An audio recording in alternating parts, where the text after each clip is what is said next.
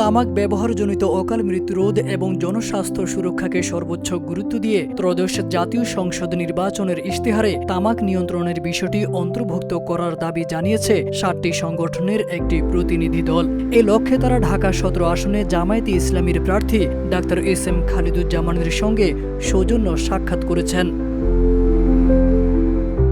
সাক্ষাৎকালে প্রতিনিধি দল বিশ্ব স্বাস্থ্য সংস্থা WHO এর ফ্রেমওয়ার্ক কনভেনশন অন টোবাকো কন্ট্রোলের আলোকে জনস্বাস্থ্য সুরক্ষা ও অসংক্রামক রোগ প্রতিরোধে তামাক ব্যবহার নিয়ন্ত্রণে প্রয়োজনীয় সব কার্যক্রম গ্রহণের দাবি জানান। তারা বলেন, মানব জীবন রক্ষা ও সমাজকে ক্ষতিকর উপাদান থেকে দূরে রাখা রাষ্ট্র ও দায়িত্বশীল রাজনৈতিক নেতৃত্বের অন্যতম মৌলিক দায়িত্ব।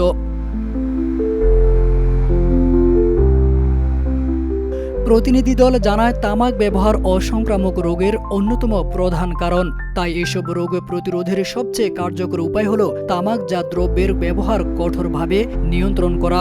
বিশেষ করে তরুণ প্রজন্মকে তামাকের ক্ষতিকর প্রভাব থেকে সুরক্ষার জন্য তামাক ব্যবহার নিয়ন্ত্রণ আইন যুগোপযোগী করা এবং এর কার্যকর বাস্তবায়ন নিশ্চিত করা জরুরি। ঢাকা আসানি মিশন, নারীমৈত্রী, ডর্প, নেশারহাট ফাউন্ডেশন সহ আমরা যে 7টি সংগঠনের পক্ষ থেকে আসছি, আমরা মূলত যে দাবিটা পেশ করছি যে জামাতে ইসলামের নির্বাচনী যে ইশতেহার আছে সেই ইশতেহারে যেন তামাক নিয়ন্ত্রণের বিষয়টি, বিশেষ করে FCTC বিশ্ব স্বাস্থ্য সংস্থার framework convention on tobacco control যে চুক্তিটা আছে, এই চুক্তির যেন বাস্তবায়ন হয়, সেই বিষয়টা যেন জনস্বাস্থ্যের উন্নতির জন্য এটা নির্বাচনী ইশতেহারে উঠে আসে এক। আর দ্বিতীয়ত হচ্ছে, যখন জামাতে ইসলামী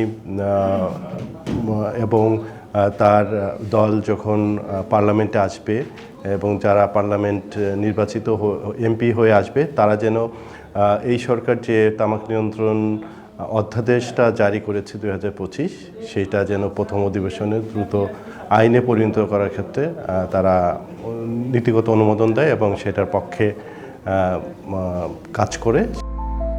তারা আশা প্রকাশ করেন, আসন্ন জাতীয় সংসদ নির্বাচনের ইশতেহারে তামাক নিয়ন্ত্রণকে অগ্রাধিকার দিয়ে জনস্বাস্থ্য রক্ষায় রাজনৈতিক অঙ্গীকার জোরদার করা হবে। তারেক আজিজ খান, প্রজন্ম 24।